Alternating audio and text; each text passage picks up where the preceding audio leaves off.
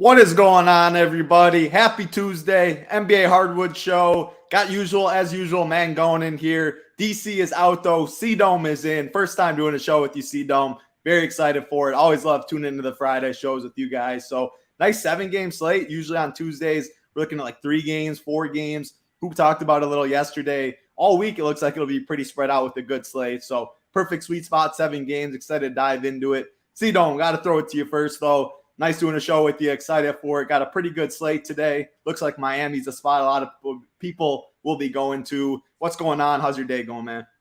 Yeah, no, man, appreciate it. About time we finally got on a show together. I think this is like my second or third now with Man Going. So nice to get some synergy going between all of us. And yeah, man, like you said, it's kind of chalk city tonight. So I'm curious to see if we can get different at all, see kind of what everyone's thinking. But yeah, it's looking like the Miami Phoenix show at the moment. So I'm excited to talk this with you guys. Absolutely. Everyone in chat talking about CDome, ready to steal your girl. He's always in the weight room. Yeah, CDome knows what he's doing in the health. There's no doubt in the health streets, no doubt about that. Also knows a little bit about these NBA streets too. Man, you already talking some basketball earlier, NBA rundown show. You Spread and Tyler crush it every single day. Bring out new people. You were on it today. Miami, I mean, what are your initial thoughts on this slate and what's going on in this Tuesday afternoon for you? Yeah, I even jumped in there and did a thread title. We're deep in the NBA streets today. I mean, it's NBA season. Yeah, NFL playoffs are going to be fun and all, but the NFL grind is definitely winding down a little bit. And I love when we get to this time of year in the NFL, or in the NBA. So excited for that. We did the college football playback last night. Just a reminder, we're doing a playback tonight, so be sure to check that out. CDome, I heard that Snyder is doing this 75-day workout or something crazy, and he said that you are the one who got him on it. So I should be scared, Snyder said, because this workout is extreme. And if you did it, CDome, and you're looking great, I mean, Snyder's gonna be giving me a run for his money. Yeah, I need to hear a little bit about this one. Yeah, no, he hit me up in the DMs and he was like, "Hey, I'm about to start this," and I said, "It's going to change your life. Like, you're going to get shredded, you're going to get strong." And I mean, if he's already a week in, so once you get the week in, after that, I mean, the regimen is just crazy. So, I mean, man, if you got any type of upcoming match with him in any type of sport or anything, you might want to just start doing something, bro. I mean, I'm definitely doing stuff, but I want to. What is it called again? I want to look it up because it's an app. So it's the 75 hard app, and you got to do like a bunch of things every day. So it's 2 workouts minimum. You know that obviously the diet's there, that the workouts are crazy, and yeah, man. So yeah, all I got to say is at least just put in some work because you want to be at least somewhat prepared. Yeah, so it's called the 70. What's the app called? 75 app. Ninja Turd's asking about. Yes, 75 hard. 75 hard. It's a free app. You don't even have to pay for it. So it's a free app, and then it just keeps you accountable also. So yeah, I mean, like every day it reminds you, like, yo, you didn't do this, and you got to do it before the end of the day. So yeah, it's intense. I give it up to Snyder if he gets all 75, and it's also no alcohol, so you're not drinking at all for those 75 days either. Yeah, man, Snyder, I'm ready for this, man. He's coming in ready, man. If you guys are throwing bows, I mean, Snyder might be having you on that. It's going to have to be a clean game. Man, putting in the work, though, a little quiet. Not this 75-day, probably not that, but you're on the slab. You're at the weight room, so it'll be a fun one. We do have a strokes gained, as Colin T said. There is a PGA show tonight, as always. AP, Locks, and Snyder breaking that down on Tuesdays. Wednesdays, the premium show. Tons going on. NFL winding down, playoffs, big prize pools there. Underdog playoffs, talking best ball. We'll have shows the next 3 days, I believe it is. Tomorrow, Hoop and I are going live 11 a.m. Eastern. We're doing live drafts for you. A lot of strategy involved in the playoff streets. I see CDome in the NFL best ball Discord that we have talking about it. Hoop and I already did a strategy show for that. Big prize pools, though. We'll be going live for some live drafts, talking about it these next couple days. Yeah, good 7-game slate today. I appreciate that, Knowles fan in chat. Hope everything's going well with you. Let's say hi to a couple people before we go game by game on this 7-game slate, though. We got Jamal, we got Nadesify, Apone's in here, Buckner, Dr. Lucky, Thomas, Dennis, Marquis, Matty Ice, Sodux, Kid, Daniel, Richie Smalls, Dennis, Peter, what do you got? Cleaning Services, Sodux, Mall, DFS, a bunch of people in here. Some new faces I see too. Appreciate all of you hanging out with us. All we ask from you, like button, big red subscribe button. Luis in here, Tim in here, a lot of new faces. Kevin Clunan, appreciate all of you hanging out with us. I say we dive right into it, though. I'm going to change up the order just a little bit. We have one game at 7 p.m. Eastern, a standalone, then some 7:30 games. But I'm going to jump right to this Heat game that starts at 7:30. It's the story of the slate. OKC Thunder, Miami Heat, 222 total. Miami is favored by 2. Going over to the Miami side, the injury report, though, Bam is out. Kyle Lowry's out. Tyler Hero's out. Caleb Martin's out. Duncan Robinson's out. Jovic is still out as well. Udonis Haslem somehow questionable. Means absolutely nothing. But that is a lot of bodies right there on this Miami side that's missing. That's why everyone's going to be going to Miami today. As far as the OKC side, Poku's going to be out for a while. Jeremiah Robinson Earl. Nothing has really changed on that OKC side. Then I'll throw it over to you first. Miami, of course. All these injuries, what's that mean? Gabe Vincent, Max Struss, Jimmy Butler, Victor Oladipo, Orlando Robinson, Haywood Highsmith. I think all of them are in play. I need you to tell me how many is too many. Who are your favorites? How are we going about this? And any OKC we can run back. Yeah, CDome, you're going to have to wait a while because these spots I talk forever. So just get ready. It's all good. It's one of those spots where like there's a lot to discuss. So first things first, okay? We'll start with the Miami side. We'll start with the guard situation. One thing that's going to be interesting is we might not have this starting lineup in time. And because we might not have this starting lineup at the exact time of the lock of the Detroit game, you could see people just being like, okay, I don't need to play as many Detroit guys. So that's one thing to mention that we could see going on with the Heat situation. The thing I want to kind of know and figure out is what are we doing with the center position? We'll start there. Dedmon, Haslem, and Orlando Robinson. Clearly, Orlando Robinson is the guy in my opinion. I think some people think he's clearly the guy. He also might not start. If he does not start, there is some type of chance that people see Dedmon or Haslem starting and they get a little bit concerned. I think even if he doesn't start, Robinson, he's still a great play. What you could see him do is come off the bench like we've seen in the past, like Jovic the other day, the last time they did this situation, and then boom, he ends up getting all that usage off the bench, and he ends up closing as well. And I think that could be the most ideal role for him. So I kind of hope he doesn't start. I think it actually could benefit him more than people realize. Jimmy Butler at 8.9K, obviously want to be a really good option tonight. The key is if you do spend on Jimmy Butler, well, that loses another spend up option that you could be contrarian with. So sometimes one thing that I like to do, for instance, the day that the Spurs are all the values or the OKC guys, I'll sometimes fade like Gideon Dort, or I'll fade like Keldon Johnson and Devin Vassell. And when I fade those guys, I'll just go the value ones only. That is one way to instantly be different by playing the Heat, is fading Jimmy Butler at 8.9. I am not saying that fading him is the correct move or anything like that, but I'm saying you will not have to be able to make a pivot in another spot for a stud that could outscore him. Yeah, Jimmy could go for 40, which obviously that'd be a dud at 8.9. He'd go for 50, and that's not a lock. You would sign up for 50, but it's not a stone lock for sure to be on the winning lineup. So that's one more thing to call out. If we keep going along here, Hayden Highsmith is an interesting value, but I'm curious to see if he ends up starting in this spot. Max Struss ends up becoming kind of like the Caleb Martin of the Miami Heat, where he will just play a pile of minutes, whether it's at the 2, the 3, or the 4. I assume he's going to play between 35 and 42 minutes tonight or so, and not going to be high usage minutes because we have these guards that are really good plays. Victor Oladipo at 5.3K. You have Gabe Vincent, who's at 3.3K. They're both going to be good options. I think whichever one starts ends up gaining more traction and ownership there. So that's going to be key. And then whichever one is not the starter will lose some ownership. So kind of want to see how that shakes out. I kind of think it's going to be Oladipo starting, but it could be Vincent. I wouldn't be shocked at all. So the way that I would rank these Miami Heat, from a value perspective, I think Robinson is the best one.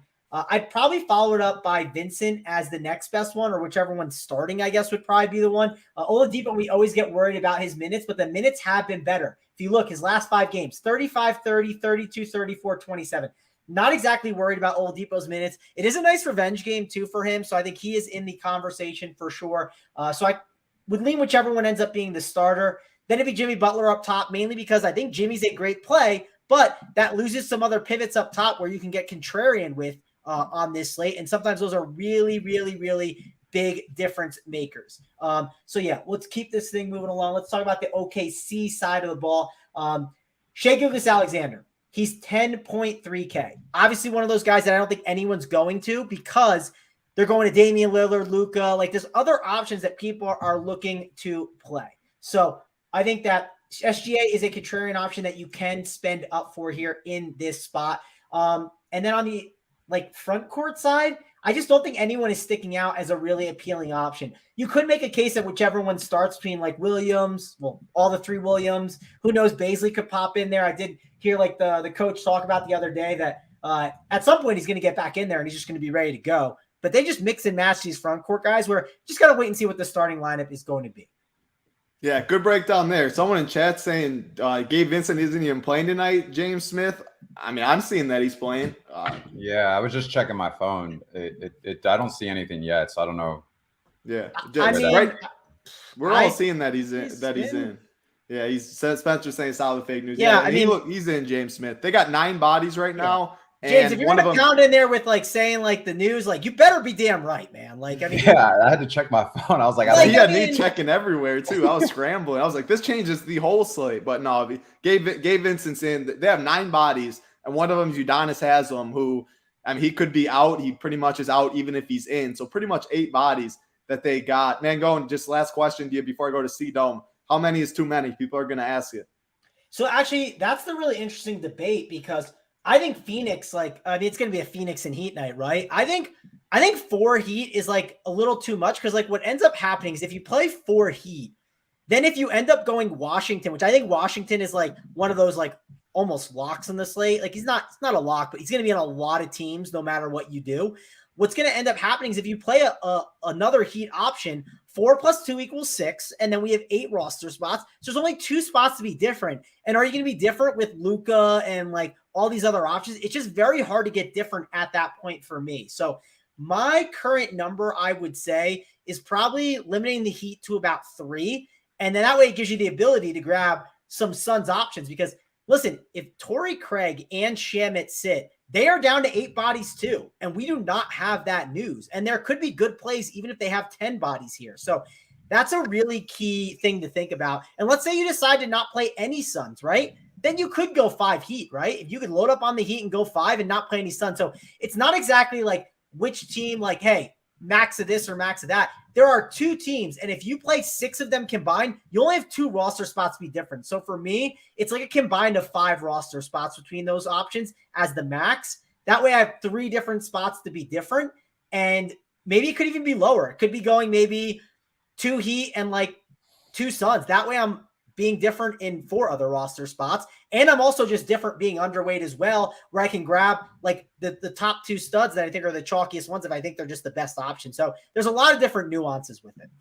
For sure. CDome, I'll head to you. We started with this game. It's the game of the night. How many Heats too many? Who are your favorites? And then are you running back on with anyone on the OKC side?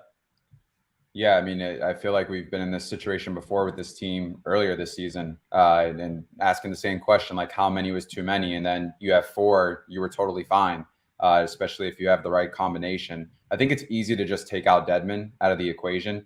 I just don't see him playing more than 10 minutes. I mean, just given his age and given kind of his role, he's more of like just a coach at this point. So I can kind of take him out. I think it makes it easier for me to kind of focus on the rest of the Heat.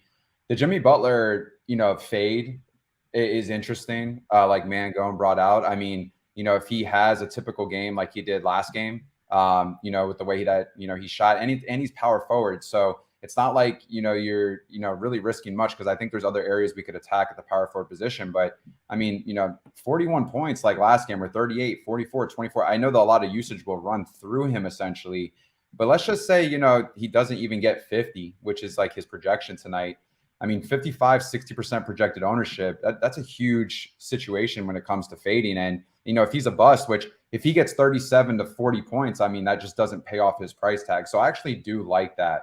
In regards to this situation, just if you want to get different, because especially in single entry, he'll probably be a lock for many. But when you look at the other guys and you look at like the projections, I would say I really do like Oladipo here, given his price point.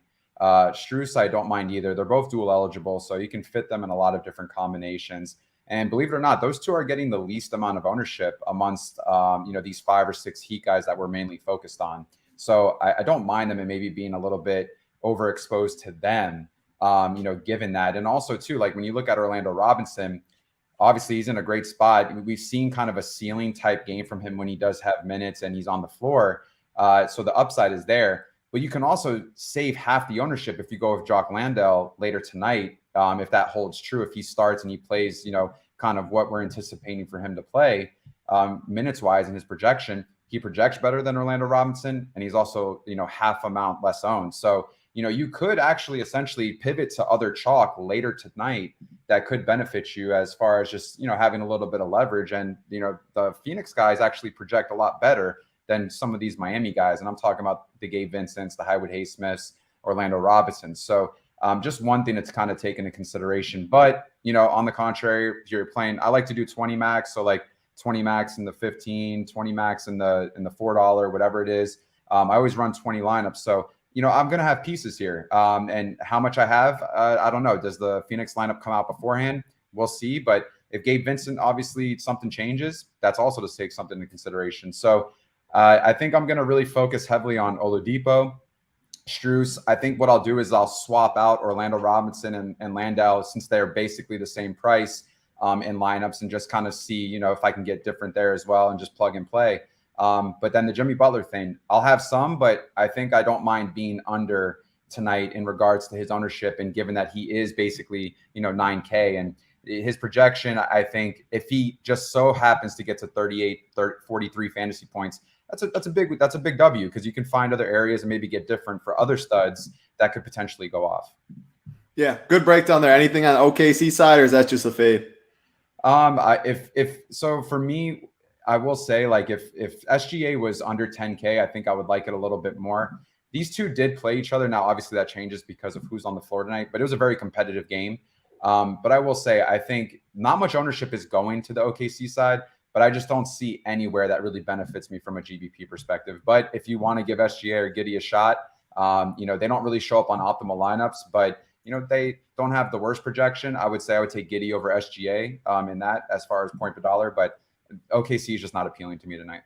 Yeah, I'm with you. I think you could play 4 Miami Heat, maybe even 5 Heat, and I still don't think you need to play anyone on OKC. The prices are right. They're pretty healthy. Miami side, they're thin, and that's what we attack. Someone in chat is playing 3 Heat and 3 Suns suboptimal. No, I mean, you're picking the 2 teams that are very short. That's what NBA DFS is. Can I answer that title, like, of how to approach that? Because I think it's like, I can use yesterday's slate as like a pretty good example. And I was doing some studying of lineups earlier today, and I have it up. But when I ran stuff, right, like of the Grizzlies, you got Tyus Jones on like a ton of teams, right? Most of the teams. Then you got Desmond Bane on like 80% of them, followed by Jaren Jackson, who was on 40, Dylan Brooks on 32. There were definitely teams where you had 4 Grizzlies on a bunch.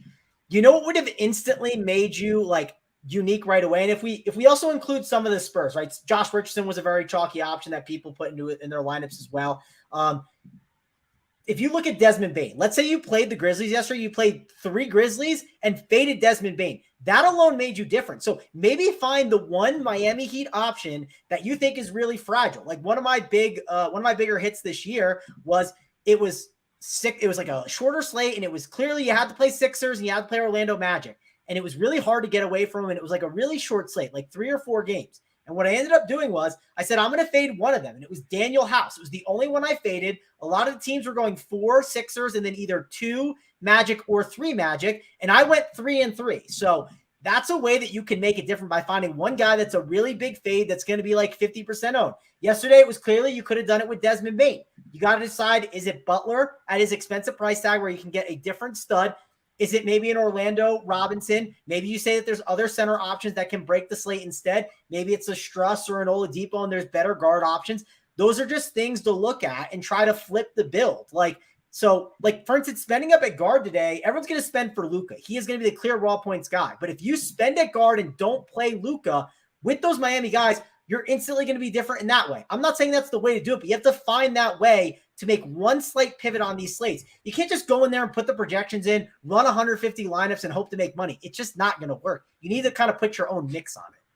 Yeah, if you play Gabe Vincent, Orlando Robinson, Jimmy Butler, you're going to want a sub 10% owned player to differentiate your lineup a little bit. Can't just jam chalk in every spot in tournaments. That's a good point there. A couple people mentioned or talked about Lou Dort. Yeah, for a point per dollar, he would be my favorite run back on OKC if I went anywhere. 4.9K. I don't think I spend 10K plus for SGA. Giddey's still expensive there. I probably would go Dort if I picked any, but we're talking 7-game slate. a lot of teams that are thin. I mean, he's your 4% owned player right there. If you're chalk everywhere else, you want him as your low owned guy. I think it's fine, but I think there's better. Can I ask you guys who your favorite Heat fade is? Like, if you had to pick one, right? So I think that's like a really hard one to sit and do. I think for me, it'd maybe be Max Struss, right? Obviously, like, we know like Dedmon's not getting chalky, right? And if he starts, maybe he gains some ownership, and that's a great fade because I don't think he'd be good at all. Like CDome was saying, totally agree with that. Who's like the fade of like the kind of core guys? If you had to pick one, for me, it's Struss if I had to. But CDome, what do you got? Is like if you had to pick one guy to fade? Yeah, it's interesting because I mean we'll talk about this game later, but I really like Kawhi Leonard tonight with Paul George out, and I'm looking at it right now, and his projection isn't far off from Butler, and he's showing up quite a bit in optimal lineups if you run it. And so, given the fact that he is small forward, power forward, if people just are kind of wondering like, okay, if you go heavy on Butler, or if you go heavy on Kawhi, and to be honest with you, save 200, he does have the ability. The usage will be there. The minutes are pretty much there now. This team is going to be a late night game against Dallas. I'm pretty sure this is on nationally televised, if I'm not mistaken. So I really like that spot. And so if I can get different there and get a better score from Leonard over Butler, I do like that. But if I had to look at it from the grand scheme of things, like a true fade, I think Strus would probably be the best. Or if I do like Landale tonight, because there's going to be times where you're going to want to play maybe Nurkic tonight or Embiid, and you can only have so many centers. So maybe Orlando Robinson, I pivot to Landale to get that ownership leverage. And, he has a better projection than Robinson as well. Yeah, another great point with the Butler thing you brought up. If it's a double center night, which it looks like it could be, it's going to be a very popular center night. Now, Jimmy Butler can only be in the power forward spot and the forward spot. There's only two spots. He can't go at small forward, right? So that's another route where if you did go the double center route, you could be different. Or let's say you play the Heat and the Suns, maybe fading a double center build because that's the most popular route to go to. So I know we've touched on this game a lot, but it's like really important. I thought CDome brought up a really good point about the Butler thing versus Kawhi and the Orlando Robinson discussion too with like the double center. If you just go Landale, and let's say Orlando Robinson gets 31, but Landale goes for like 33, he's going to beat him out from a value perspective. And then if Nurkic drops like 60 or Jared Allen drops 50, well, maybe that Orlando Robinson route doesn't work. So no one's saying they're bad plays, but we're trying to find ways to just be slightly different with these really good plays. Yeah, they're definitely great plays. We spent a lot of time on this game. That's why I started with this game, because the other games are going to go by quicker. The Miami Heat situation, when you're missing like 3-4 of your starters, only Jimmy Butler left really. You have 8 guys. You need to load up on this situation. I hope Orlando Robinson doesn't start. I really hope they go Dedmon, because if he does, Robinson's going to be like 85% owned. Like even in the big one, maybe. Like it might be record-breaking stuff at 3.1K. If he comes off the bench, I still think he'd be a strong play. But a lot of good points in that game. Can load up on the Heat. To your question, man, going the fade. If Highsmith doesn't count, I see he's getting some ownership. He's a bum down there. If I could pick him, he would be the guy. Otherwise, I'm with you on Max Struss. I mean, he's going to shoot a ton of threes. I mean, you can be open and still miss threes. Other guys get more shots in the paint. It's harder to miss those. Peripheral stats as well. So you just hope for a bad shooting night on Struss, and that'd be the fade if Highsmith doesn't count. Yeah, Highsmith's a good call. We didn't talk that much about him, I don't think, and he is going to like get ownership. And if he starts, people will flock to him for sure. Yeah, I mean, again, 3.1K, you can't go wrong with him. But if I had to make a case for a fade, he's more of a cardio guy.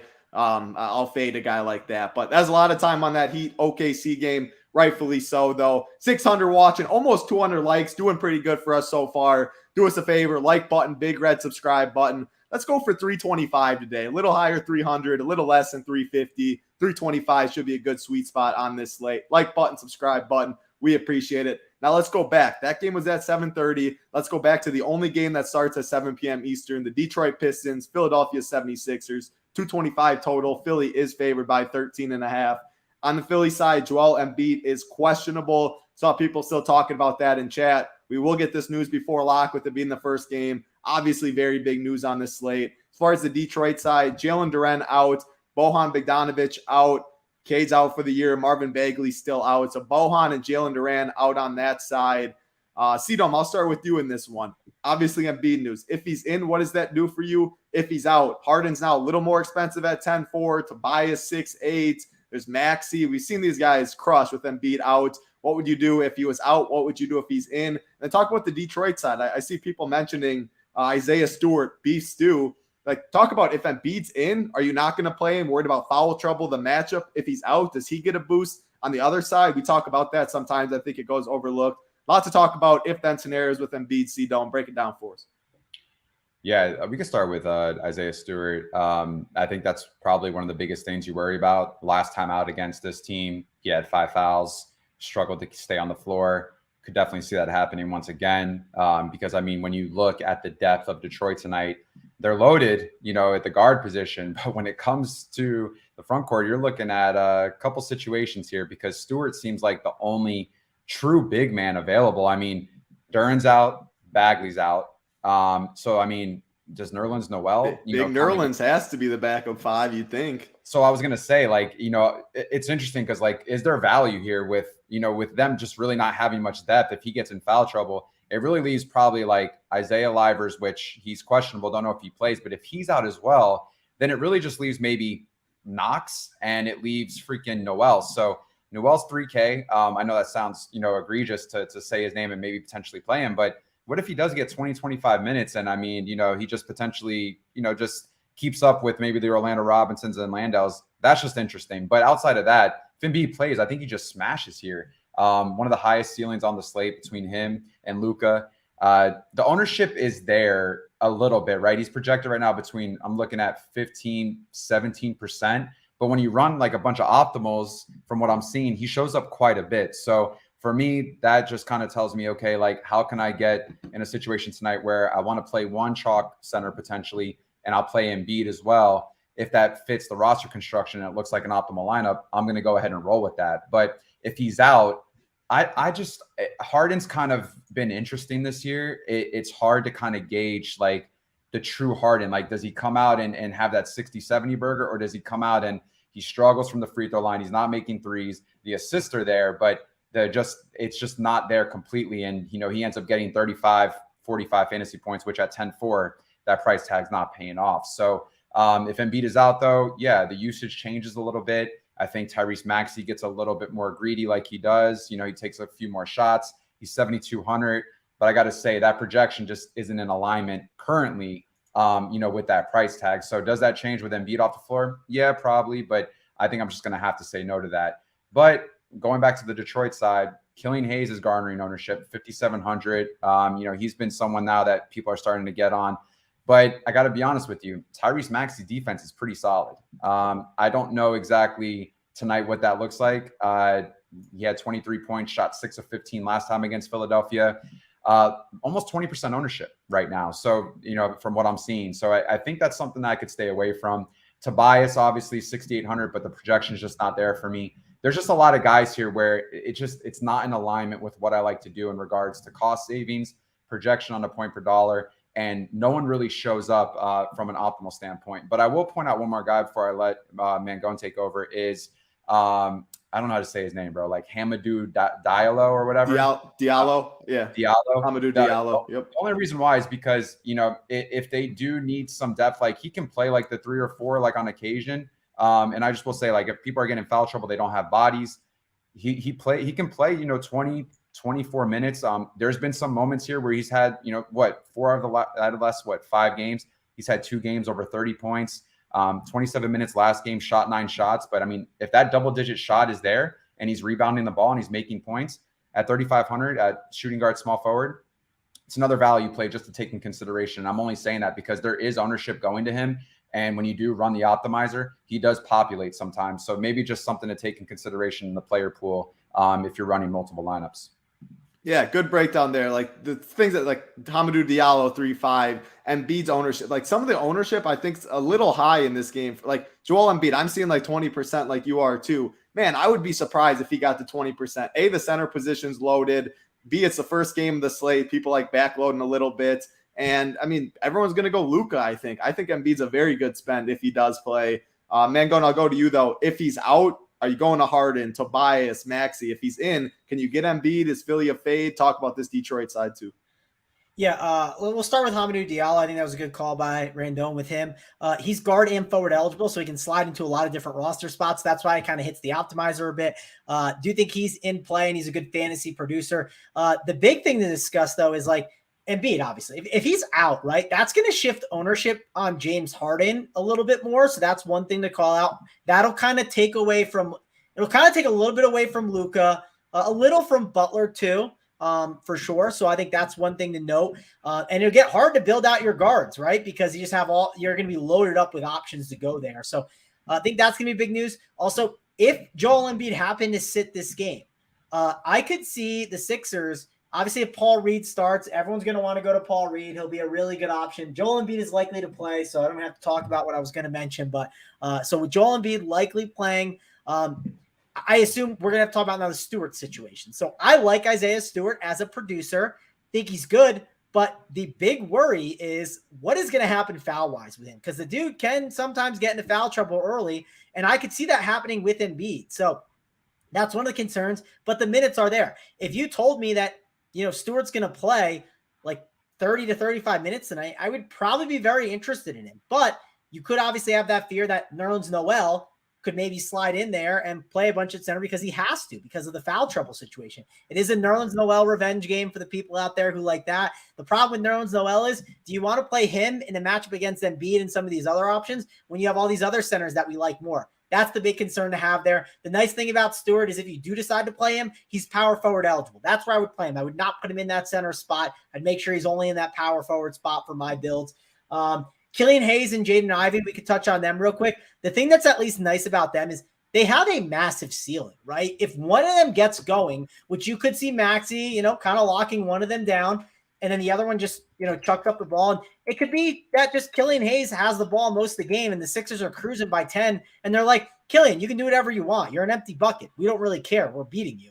And Killian Hayes could put up 40 DK points. That would not surprise me. It wouldn't surprise me if Jaden Ivey got hot and he put up a lot of DK points. So I think at 5'2" and at 5'7", both of them are really interesting guard options because everyone is going to gravitate towards Washington Jr. and some of these other Heat options over the Pistons ones because they won't want to lock into them. So don't completely ignore these Pistons guards. I think that's where the best options for values are. And one more thing to call out with the Pistons, they have a lot of bodies, right? We might look at like Nerlens Noel and like Stewart and say it's thin there, but they could throw Kevin Knox at the 4 more. I'm not saying we're playing Kevin Knox tonight. What I'm saying is he could steal some of those minutes that you're not thinking you're going to be able to get, right? Because Isaiah Stewart, it'd be ideal if they could play him at the center and the 4. It's going to be harder to do that tonight if he does get in foul trouble because I could see them being like, hey, we got to put Noel at the 5 right now, and we can't put Stewart at the 4 because if we do and he picks up more fouls, what are we going to do with Nerlens? That could be a disaster where they might cut those minutes up between guys at the 5 like Noel and Stewart. They might split the 5 a bit more, and then you might see like the Diallos and the Kevin Knox sliding at the 4. Now, if Stewart's not in foul trouble, they'll be more comfortable putting him in at the 4, but just calling that out, that's kind of one of the situations that could really hurt that Pistons front court a bit. Foul trouble is the real thing to worry about. Yeah, I'm not expecting I'm expecting the Pistons to pretty much split not right down the middle, 24-24, but Stewart and Nerlens play the 5 all 48 minutes. I mean, no one can guard. Kevin Knox can't guard Embiid. Isaiah Livers can't guard Embiid. They need the size with Stewart and Nerlens Noel at the 5. So if Stewart stays out of foul trouble, I think he smashes. I mean, he's going to play 35-plus minutes for his price tag. And he's a great rebounder, can get a double-double. If he gets in foul trouble, yeah, Nerlens would be a good play probably. But, man, on this slate, like if this was yesterday's slate or slate where value is a lot thinner, I think it would make more sense. On a slate with Orlando Robinson, the same price tag, Bismack and Landale earlier, other good center plays, man, I think a lot would have to go right for Nerlens. I get it for sure. It's 1% owned, but just know what you're getting into with that spot. You're relying a lot on foul trouble there. Yeah, Title, by the way, the guy I would like the most of the guards, just to call it out, is Killian for sure. Just because I think Jaden Ivey maybe has hit that like little bit of like the rookie slump where he's kind of gaining a lot of minutes and it's just getting a little tougher on him for sure. So my lean would be Killian. And someone in the chat said, is Killian Hayes good at basketball? I don't think Killian's good at basketball right now, but we played a lot of basketball players that are not really that good, but they just have so much usage. You really can't ignore it. I think Killian's good. The man's 21 years old. I've been a Killian Hayes guy, and look what he's doing as of late. When you finally get the opportunity and you're not scared to get pulled after every mistake or something you do, now he's finally in that rhythm. It's man, fair. I think Killian Hayes is a hooper. So I'll go right back to Killian. I definitely do like that play. Someone said, can we get some FanDuel talk? I mean, it's FanDuel. It's Miami on the Heat on the FanDuel side as well. DK and FanDuel go hand in hand a lot. If a price tag sticks out on FanDuel than it does on DraftKings, we'll try and touch on that too. But a lot more people watching the show play on DK. We have FanDuel cores, FanDuel heat map, all of that stuff up on Run Pure Sports site as well. So we'll touch on if we see a big price gap. Usually more DK though. They go hand in hand for the most part though. So that is the 76ers and the Pistons. We did get the Embiid news. He's likely to play. So that's nice that is out of the way. That's a lone game at 7 p.m. Eastern, though. Let's keep it moving. 7:30 p.m. Eastern. Charlotte Hornets, Toronto Raptors, 229 total. Toronto is favored by 8. For the Charlotte side, Kelly Oubre still out. Gordon Hayward is doubtful. Nothing really has changed on the Toronto side. CDome, I'll go back to you in this one. I don't think we see too much ownership in this game. I like picking on Charlotte, though. Siakam, 10.1K. We're talking contrarian spend-ups. Just as center eligible, I think he makes some sense. OG's got a good price tag. Gary Trent's been chucking. What do you see in this game? Charlotte Hornets and Toronto Raptors. Yeah, I mean, believe it or not, 5 of these 6 guys like coming from this game they're grading out very well, and they all happen to come from the Toronto side. And they're all receiving double-digit ownership from what I'm seeing right now. I just kind of updated. Barnes getting the most right now, great price tag, plays heavy minutes. I mean, really, these Toronto guys, they kind of stay true with their rotation and the amount of minutes they get.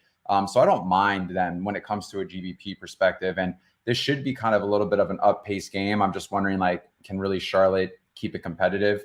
But I mean, either way, when it comes to Toronto, I don't really fear that because their minutes are sometimes really guaranteed. So looking at it right now, I do like Barnes. And these are probably one-offs, right? So these are guys that you're just pulling from this game potentially that can just fill in given there's prices left over within salary.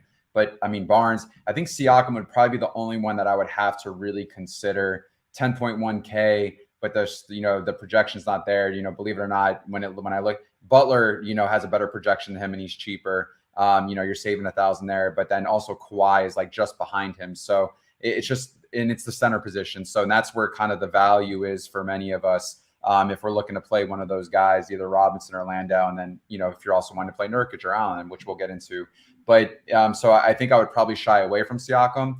But then also, you're going to have money, right? So is that going to go to the point guard position? And, Van Fleet, 8,300, don't mind it one bit. Same thing with OG, play a ton of minutes. If he gets hot, especially from 3 and the defense is there, he could definitely pay off that $6,400 price tag. But Gary Trent is probably someone that, is someone I'm going to keep rolling with, man. I mean, the double-digit shots, you're getting a guy at 6,100. He is playing so many minutes. And if the shot is falling, it's hard to kind of shy away from such a price tag, and he's dual eligible. So he also grades well, right? Great projection, point per dollar basis. He is the least of those guys that I just spoke of that is getting the least ownership. So probably somewhere I would definitely want to attack. So from a one-off perspective, I do love that.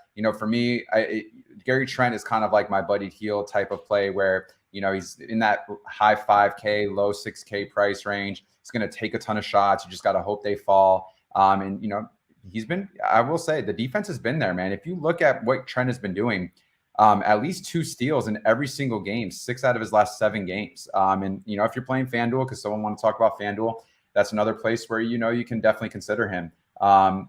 So yeah, that's pretty much it for me from this game. When it comes to the Charlotte side, no one really just pops. No one really gets me, going that shows up also in optimals. So I think I would just have to shy away from Charlotte. But I think anyone that I love truly out of this game, it would be Gary Trent. Great breakdown. I agree. Siakam's going to be low on that center position's tough. I think fading is definitely fine. I do want to shout out Mr. Donk in chat, though. He dropped in. He said he was hitting dingers on FanDuel for the playoff slate on Saturday. He took first place. I think he had a team in 6th place, too. I was trying to catch him in 3rd place there. Didn't get all the way up there, but saw hitting dingers. No clue who that was. Glad to see you in chat. Congrats to you. He said, how about them Jags, D? Yeah, that changed the whole slate. So hitting dingers, I shipped for over 100K on Saturday. Awesome stuff, Mr. Donk. Man, going to you. Don't see too much ownership in this game. We know, TJ said in this chat, blowouts are, Nick Nurse plays blowouts like game 7. The minutes will always be there for the Raptors. Can you get to them? Can you get to any Hornets? Yeah, I mean, these aren't like the craziest options. Like there's not terrible plays, but the problem is like relative to the other plays, it's tough to get to some of them. You could make a case for like a Cody Martin here at like 3-1, but versus those other values, it's just really tough. He is going to play a bunch of minutes. Like same with Jaden McDaniels. If Hayward's out, like those guys are going to play the wing a little bit, but versus those other values, it really is tougher for me to get there on those options.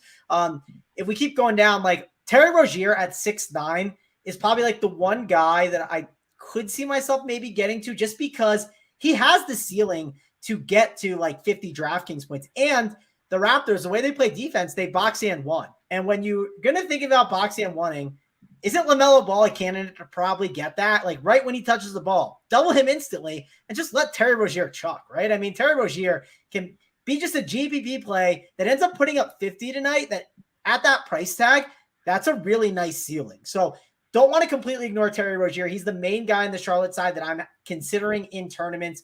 When it comes to the Raptors, it's tough because they're just all back, right? You can make a case that some of these guys can pop. Charlotte is a bit of a sloppy team. They play fast. And typically when you have a sloppy team that plays fast, that fits well for someone like Scotty Barnes, where there's no rim protection, where he can just drive in there and get whatever he wants. Then you got a guy like OG Anunoby, who he can normally clean up in the matchups against the Rockets, the Spurs, right? Those sloppier games. This could be one where he could have a good one. So if he pops in as like a last guy in, and I like everything else, I wouldn't hate it as like a contrarian piece.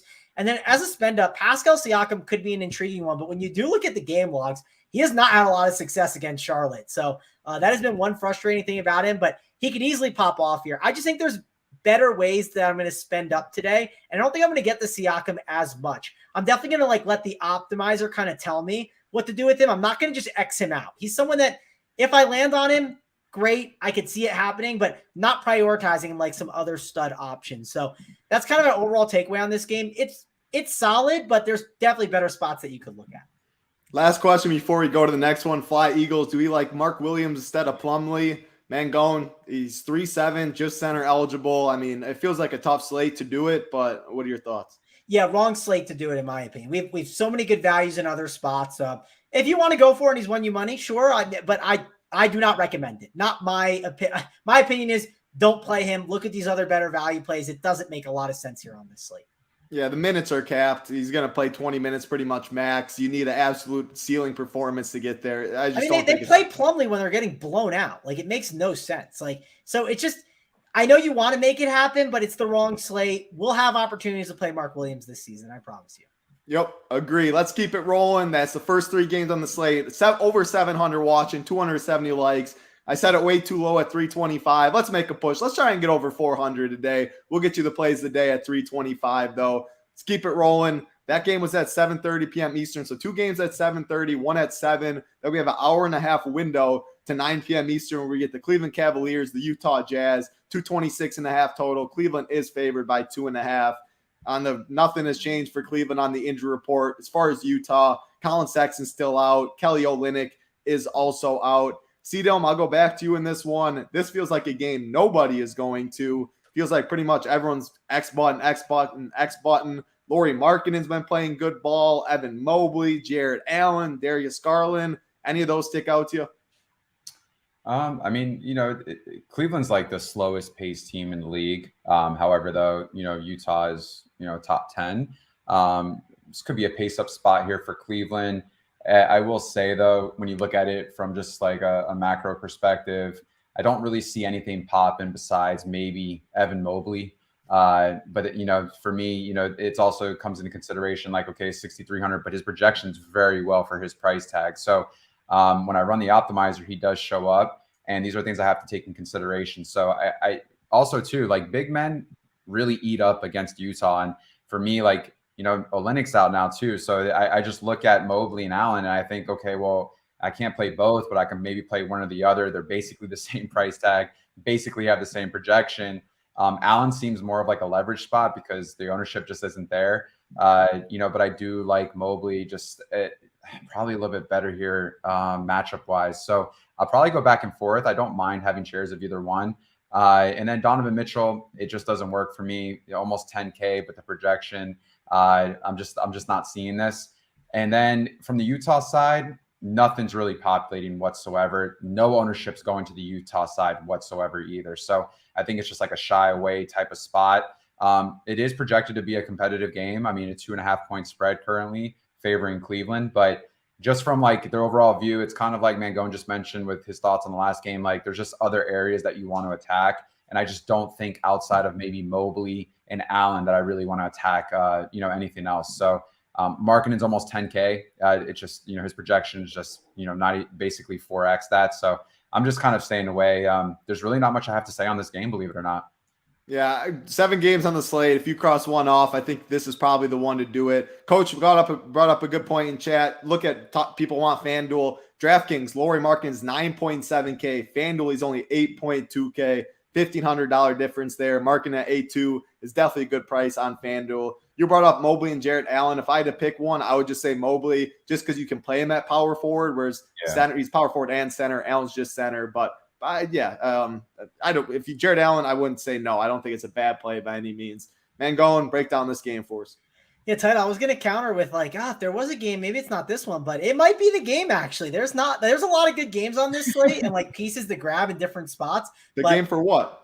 Like I thought maybe this wouldn't be the X off because I agree with Randone. Like I like the Allen and like Mobley idea, but then when I kept looking, I was like, every game has like a piece that I want. Maybe this would be the pieces I don't get to as much. Donovan Mitchell revenge 2 title. I mean, I don't know if you know, but Donnie Mitchell, like he really hates Utah. I mean, there's a lot of things there. I don't want to get into it, but he's not a huge fan of the fans. Doesn't like everyone in Utah. So we'll see if he chucks this game. It should be interesting to watch.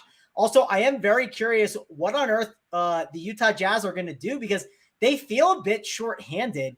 And there could be value that pops up later on, especially with the starting lineup at some positions that we like. Like, for instance, if Walker Kessler starts at 4-7, it's interesting, but it's not an easy matchup for him. He's definitely a really good fantasy producer. I mean, he just played Memphis and played 23 minutes. And I don't know if that game, Steven Adams may have sat in that game, so that could be part of the reason why, but he had 38.25 DK points, right? The guy is just a really good producer and could be the starter. So it is kind of interesting to talk about. Also, what if they started Malik Beasley at the wing? I mean, he's guard and forward eligible. When that dude gets hot, he chucks 4.9K. I think it's in the conversation for sure on the Utah side. Don't love like Clarkson as much. I know it's a revenge game for him too. Conley, it's just tougher to get to those price tags.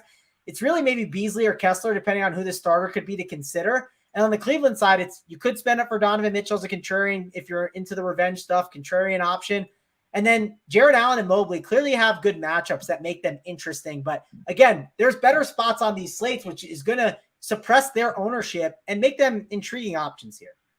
Yeah, if you play anyone in this game, they're probably going to be sub 10% owned. If that's where you want to get different, I don't mind it. Again, what stands out the most is Lauri Markkanen on FanDuel at 8.2K out of everything in that game. Let's keep it rolling, though. Again, 325, what we need for the likes. Let's make a push over 400, though, over 700 watching. We appreciate every one of you guys that tune in, people that are commenting. You guys make this show fun, so we appreciate you guys. Are you reading these comments at all? I just looked, and it had me dying laughing on the inside.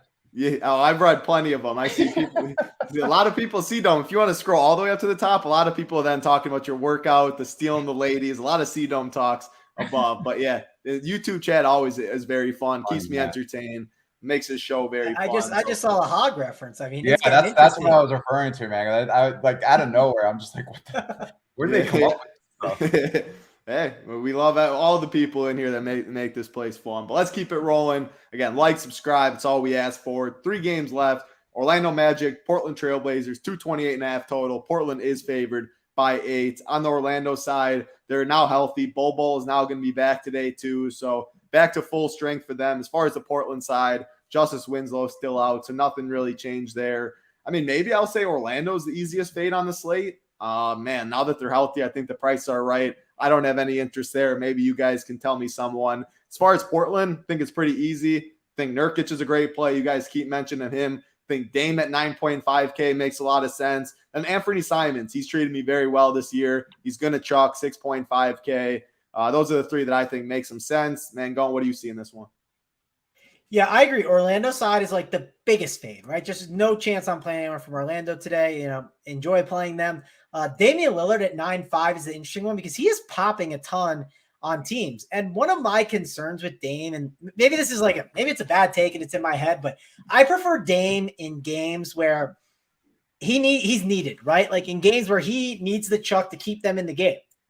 He definitely will defer more than you realize at times. And I could see him deferring when they're just destroying the Magic, right? It's certainly possible. Obviously, if the game's close and competitive, he could easily get there. But Dame is gaining ownership today as one of these studs. And if you decide to play like Luka and Butler, yeah, I mean, if you play Dame, you're just eating all this chalk, right? So there's got to make some fades. I feel like Dame, not that he's going to be a fade, but he's definitely one of those guys that I'm considering kind of being more underweight on, unless I decide to fade. Like, let's say you don't play Luka and Butler, then easily play Dame, right? That's going to make you different right then and there doing that. So definitely kind of taking into account that Dame's ownership feels a little high to me on this slate. I think Nurkic is really interesting. I know we talked about it in the Discord chat a little bit. Apparently it's an anti-flow chart play, but my counter was Nurkic is 6.1K. Just like Jared Allen, I think the two of them are options that have the ability to get 50 DraftKings points. The ceiling is just too high for the price tag. They have massive, massive ceilings in this spot. I think it's just hard to ignore. So if you're playing, CDome's playing that 20 max stuff, I would not be Xing out Nurkic, right? I'd be letting myself, hey, if I get exposure to him, great. I think he's a pretty good option. I'd give him a slight bump and call it a day. I think he's going to be someone that you want to get some exposure to here on this slate. And Anthony Simons, you can make a case is cheap, but it's tougher to get to. Hart, Grant, they're tough to get to today. So it's really mainly looking at Nurkic's price just seems a little too cheap at that 6.1K price tag, and Damian Lillard as a spend up because, again, raw points do matter, and he could easily be one of those raw point guys to grab on this slate with all these value plays. Yeah, good breakdown. The last two games that started past 10 p.m. Eastern or 9 p.m. Eastern, this one at 10. Don't have too much interest. CDome, can you talk me into any Magic? Thoughts on Nurkic, Dame, Simons, anyone? We'll start with the Magic side because it's probably easier, with them being at full health and the price tags that are associated with these guys. It's just difficult to go really anywhere. I think for me, I'm probably going to shy away. They don't grade out well tonight. So I can just kind of say probably not much exposure going to the Magic. I don't like saying full fade just because I think it's always better to probably be just super underexposure rather than full fading. It just sets the wrong expectation. But I will say on the other side, it's interesting, the Nurkic talk, because as I look more into it, it's pretty wild. The dominance that I guess the defense has had in regards to neutralizing the center position. Karl Anthony Towns is the only person this season so far to score 30 raw points. And then Thomas Bryant, 21 raw points. Everyone else has been held under 20 points raw scoring. And then rebounds, they've only given up 10 plus rebounds 4 times this season out of all the games to the center position. So it's really interesting. But then on the contrary, and playing devil's advocate, Nurkic's price tag, given his projection, is it's just hard to say no. So just like Mangone said, don't X him out. If you feel like this is just a negative flow chart play, it does hold up. Orlando has done somewhat relatively good against centers this season. But it also could be a night where he does get that double-double and that potential 40, 50-point fantasy game, which, would put you in a good spot, although he is getting ownership. But he does show up on a ton of optimal lineups when I run it. So it's hard to say no to him. But also you just got to keep that in mind. So just maybe, exposure, and then also just maybe not going too crazy on that exposure could be probably the way to go. Dame Lillard, guards have tore up Orlando, though, this season. So I don't mind playing Dame Lillard. He is getting ownership, but that's okay. 9,500, but he does have a great projection. And I mean, this is a good spot for him. So it's hard to say no. There are other ancillary pieces from Portland, like the Simons, the Grants, even the Josh Harts. If you want it, okay. Maybe Grant, I would probably say no out of that 3 and just fill another 2. But if I'm already playing Lillard or Nurkic, do I really want to play so many Portland guys? Probably not. So for me, I'm probably going to say no to that. But other than that, yeah, man, I mean, the other guys, Orlando, it's just a no-go. I mean, and the public too, no one's really looking at Orlando whatsoever. So that's it for me on this game. Yeah, I don't think we've got to worry about Orlando. Orlando's so long. No surprise. They've been very good against bigs. I mean, they got a plethora of guys 6'9" and above that are very long. So not surprised. The price tag is definitely interesting, though. No doubt about that. We got 2 games left. Again, we got the Up to Lock show today. Not too much news. Really only waiting on the Suns news. Up to Lock show, though, I think Big T, JSU holding on Tuesdays. Also do have the playbook or the playback video going today. JSU and Big T did it last Tuesday or Wednesday, I believe. I hopped on at night, might hop on again later. It's always a fun time watching some sport, picking some afternoon, some night winners.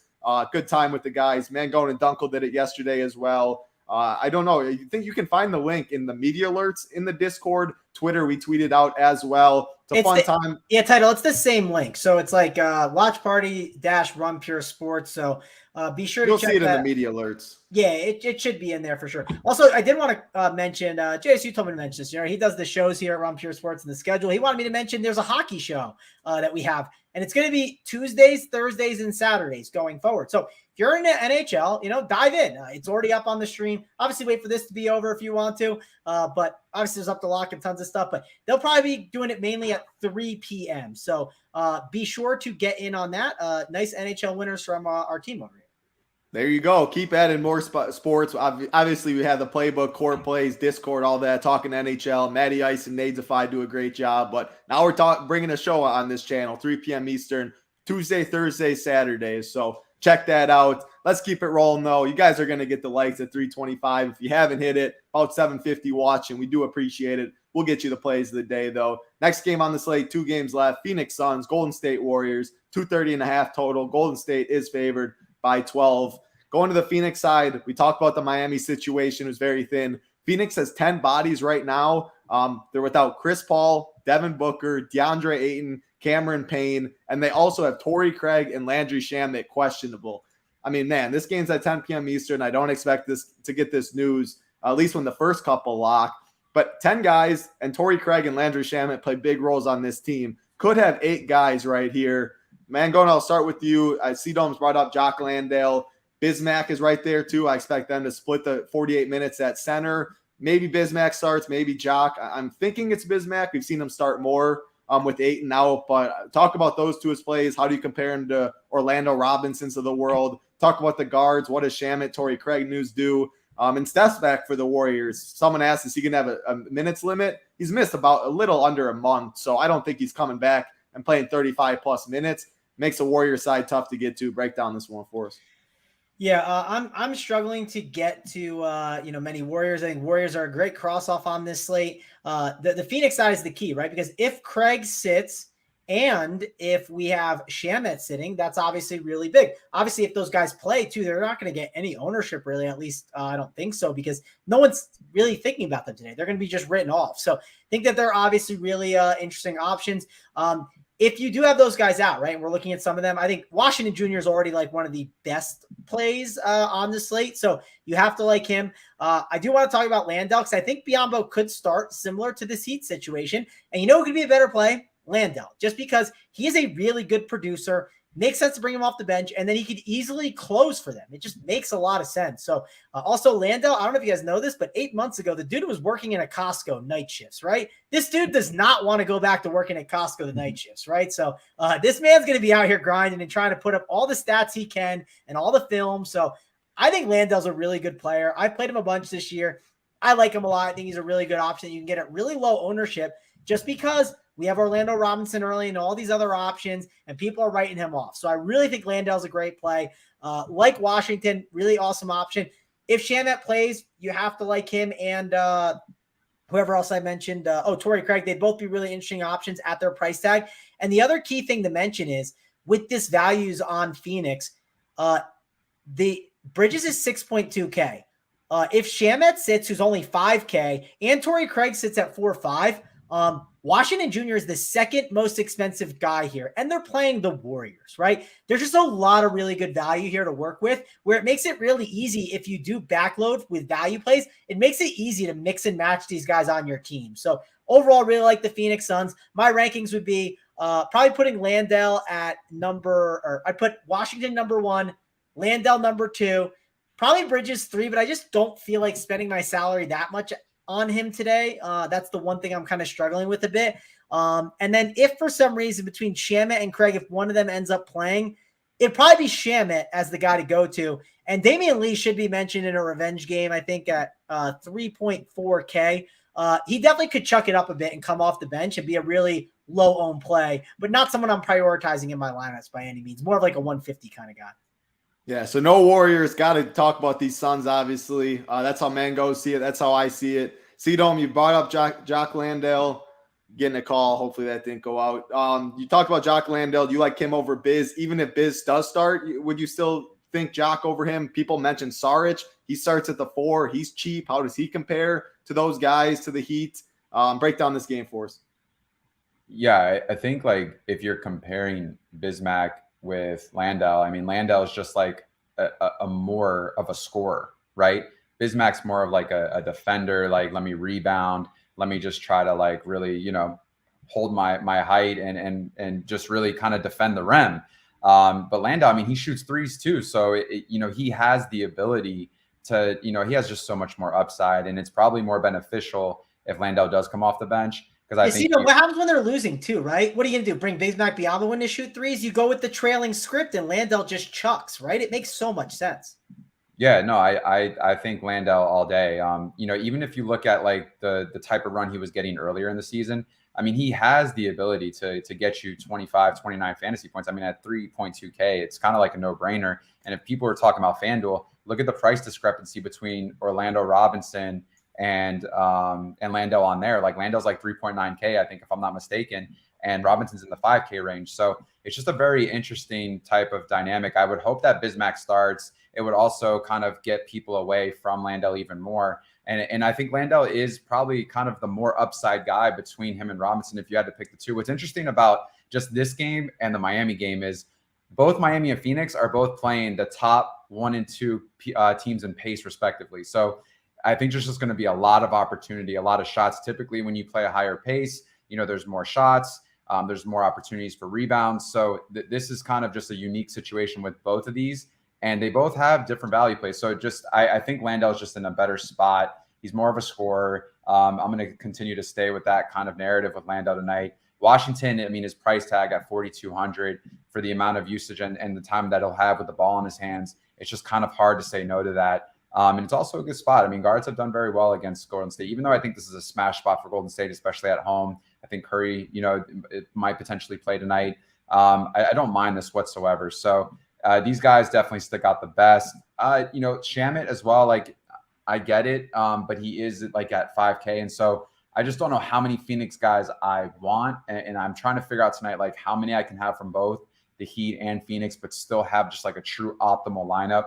Mikal Bridges, like, here's the thing, man. Like, it's what more are you going to get? Like, it just seems like for me, he has to score. He has to hit threes for him to truly pay off. Is this something where, like, is he just going to give you that 28, 30-point fantasy game? And, like, does that really change anything, especially with how much ownership is going to him? I don't know. But he is showing up on optimal lineups, unfortunately. And so I have to, keep him in the player pool. And, if he is one of those 2 or 3 Phoenix guys that show up in my lineup, then it is what it is. Sarge, I don't mind it. He is of the cheaper guys, 3,300, not getting much ownership. So, but how much run does Sarge like really get tonight? How much does a Koji get tonight? The Damian Lee narrative, revenge narrative is interesting. What he's going to play 20, 24 minutes.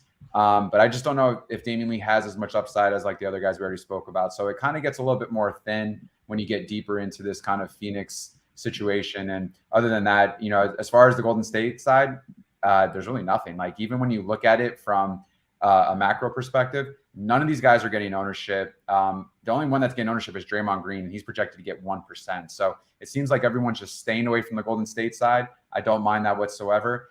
And then once again, figure out, which one of these Phoenix guys makes sense, because, some of them do grade out pretty well, and hopefully you can make some good lineups from them.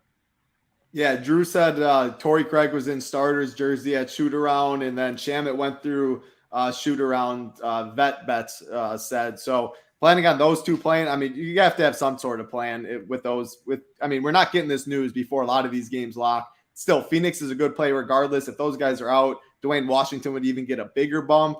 If Shamet plays, he might run the point. I would have some interest in Shamet. That Q-tag will probably keep the ownership down a little bit. So definitely can get to some of these Suns. The Warriors, don't think we really need to touch that side. We got one game left on the slate. We're going to break this one down, get you the plays a day since you guys got the likes, and get on out of here for the premium show. Last game of the night, 10:30 p.m. Eastern, Dallas Mavericks, Los Angeles Clippers, 223.5 total. Dallas is favored by 1.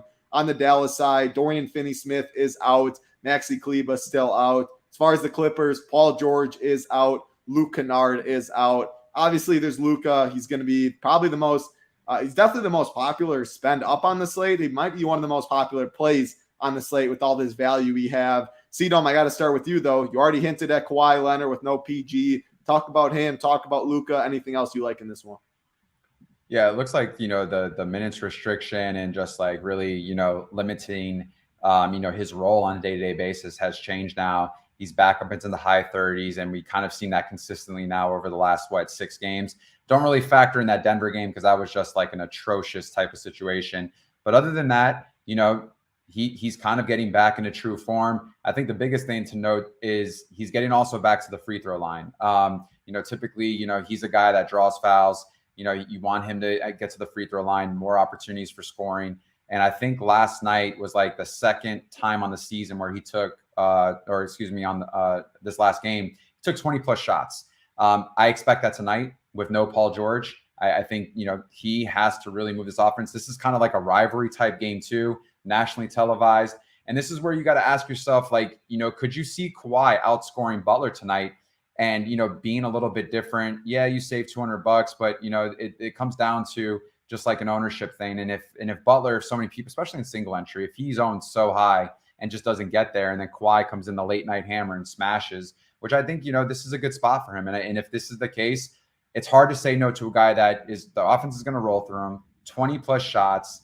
If he gets to the free throw line, I love it. So yeah, that's kind of my take with Kawhi Leonard tonight. And then Doncic, not the craziest ownership. And I think, tonight's going to be a situation where you have room for him when it comes to salary. Highest projection on the night of all the studs, also cost the most, and the highest ceiling. But, Luka hates the freaking Clippers. And I don't see any situation where he just doesn't want to go in tonight and be a killer. And to be honest with you, I kind of like having Doncic and Leonard tonight. I look at this game as a very competitive game. This is a game where I want exposure to both Luka and Kawhi. So those are my top 2 guys. But then it kind of drifts off, right? I think Powell will get some ownership for sure. Man will get some ownership. And it'll be interesting because, their price tags are kind of in the same range of some of these Heat guys and some of these Phoenix guys. So, can you get different there? Like, can, more ownership go here? That's the question you're going to have to ask yourself. And do you want more than one Clipper, especially if you own Kawhi? I think I'm going to hold off on Zubac just because, that projection doesn't really match up with the salary. And also center, there's just other options we spoke about earlier that just make a lot more sense. I think the last guy that you're going to want to question if you're going to want to roster is Christian Wood, 8,600, but he's going to take double shots. He's going to rebound. Is this a good spot for him at 8,600? I don't know, but I will say, there have been some games lately that, he does have that 50, 60 point ceiling. And, could that come tonight? I'm not sure, but I will think I have him in the player pool and sprinkle a little bit of ownership. But other than that, yeah, Kawhi and Doncic really stand out to me most in this matchup. Yeah, Kawhi, Luka, no Paul George. You have enough value on the slate. The last game, everyone's in the sheets. You're climbing up the leaderboards. Sounds pretty fun to me. Man, going Luka, Kawhi, thoughts on that pairing? Then talk about like a Terrence Mann. That's what I'm most interested in. 4K, should be playing point guard. They're without Luke Kennard as well. If this was another slate without the Heat and the Suns, he's the chalk at 4K, I think. Now probably no one's going to play him. I always like Terrence Mann just because he doesn't rely on just scoring. He's a great rebounder, can get some assists. But, man, is this the right slate for it, man? That's a question. Do you break down this game for us? Yeah, I was going to say, don't make me talk about Terrence Mann. I love him, but, it's like the only issue I run into with this situation is, at any time it feels like the Clippers could just, they have enough bodies for sure. They just condense the minutes, right? Just that, like someone said, is Reggie Jackson a doghouse? Reggie Jackson's just not playing good basketball, but they could easily just give him more minutes out of nowhere, right? Him and John Wall just are such a disaster defensively. That's why they put Mann out there instead. So Mann's fine. I don't hate him. Not someone I'm prioritizing at all. If I happen to fall on him as a last piece in and I love everything else, I could see myself maybe getting there. Zubac is one of those options. I wish I could get there, but center just seems too loaded, like Randone said. But they are going to need him to play most of the game because it's a matchup against big men, right? They're going to need his size. So I'm kind of with Randone. It's really simple. Just play Luka and play Kawhi and just call it a day. Not really mess around with too much else. That's kind of where I'm at this point right now. Yeah, I can't argue that. Terrence Mann would be the only one that I would add. Very low own if you want to get different, but maybe more of a night slate play than the main slate. That is all 7 games on the slate. We appreciate that, Gator Nation. Appreciate the compliment in chat for all of us. A lot of in-depth that CDome and Mangone gave you. Miami Heat, Phoenix Suns. Those are the 2 teams a lot of people will be targeting. Luke is the spend up. I mean, that's where the slate is. Find ways to get different. Find some low-owned plays. You guys got the likes home for us, though. 365. Almost 800 watch, and let's try and get 400 by the time we get out of here, though. Get some good mojo flowing into the slate. We are going to start, though. I'll start with myself first with the SO play of the day. Let me pull this graphic up real quick. There she is. I'm going to go to the Detroit Pistons, 5.7K. Talked about him a little earlier. Killian Hayes is the SO play of the day. He's going to play 35 minutes. He's going to shoot the ball a ton. I like these Pistons. I like Beef Stew, Isaiah Stewart in the front court. I like Killian Hayes in the back court. They are thin as well. I just think he's playing great basketball right now, getting all the minutes. Ownership shouldn't really be there too much either. He's not going to be 5% owned by any means, but maybe 10, 15, something like that. Give me a little Killian Hayes, 5.7K. Get you on a different roster construction too with everyone going stars and scrubs. Sweet Travis play of the day. That's what I see next. What you got for us? Yeah, I considered Hayes actually title. I did struggle with some of the teams I saw, so I'm hoping later when I run stuff, maybe I can get you couldn't have said Hayes after you shit on him either. I know, it's tough for sure. But he's definitely an interesting differentiator today. I will agree with you, so I like the call for sure. My next one will be, and I don't know if I'm taking Randone's, we'll see, but I like Jock Landale a lot. Going with him for 3.1. It looks like I may have taken it, but I thought he was a really good play. Just it's like backloading a little bit for those Suns values is not bad. And so, yeah, I'm going with Jock Landale as like a nice cheap contrarian option. I love that Orlando Robinson Landale build. I think it's just like super sharp and going to get you like a really nice path to be able to just get a lot of good options. CDome, I'm sorry, man. I would have came to you first if I knew he was about to do that to you. You mentioned Jock Landale, I think even before the show even started pretty much. We weren't even talking Suns. He was saying Jock Landale, but I know you got a good one for a CDome. Carbonated wine play of the day. Take it home for us. Yeah, no, I love the Jock Landale call. Definitely was mine, but I'll just continue to focus on another guy that I spoke of. Kawhi Leonard, man. You know, I know it's a little bit more of a price up type of play of the day, but 8,700, Paul George out. You know, all the love's going to go through Leonard. I think 20 plus shots. You know, I talked about the rivalry game. This is a late night hammer. I'm pretty sure it's nationally televised. Him versus Luka. I mean, you know, this is going to be some great basketball playing. And, you know, it's like I said before, you can either play him and Butler together if you want. I've been playing around with lineups as we've been talking this show. You could definitely put Luka, Butler, and Kawhi on the same lineup, which is it's kind of sexy. But yeah, dual eligible, small forward, power forward, 8,700. His projection has gone up, actually, believe it or not, throughout this show. Like the more I kind of get the aggregate projection, and it's right behind Butler. So if you're looking for maybe a fade of Butler and want to go Kawhi, don't mind it. Shows up in a lot of optimal lineups when I generate it. Kawhi Leonard, carbonated play of the day. Kawhi Leonard, Jock Landale, Killian Hayes, the 3 plays of the day. It's 6 p.m. Eastern. It's 4 right now. So the premium show is going to be going live. Head over to the live show chat. You do have to be a member for that, though. Head over to Run Peer Sports. Get in the Discord as well. We have the playback show. JSU Big T coordinators will be hopping on, hanging out, watching sports later. Might hop on myself. PGA show later as well. Lot going over here tonight. Hope everybody out there has a great Tuesday night. Looking to see some RPS logos up top. That's going to do it for us, though. For Mangone, CDome, I'm Titletown. Good luck, everybody. And I have to find out how to get out of here. Not there yet. It's still live right now, folks. Do you want me to do a title? I got it. Yeah, do it for me, please. I can't find this in the video clips. Oh, it's there. It's right here. Show credit.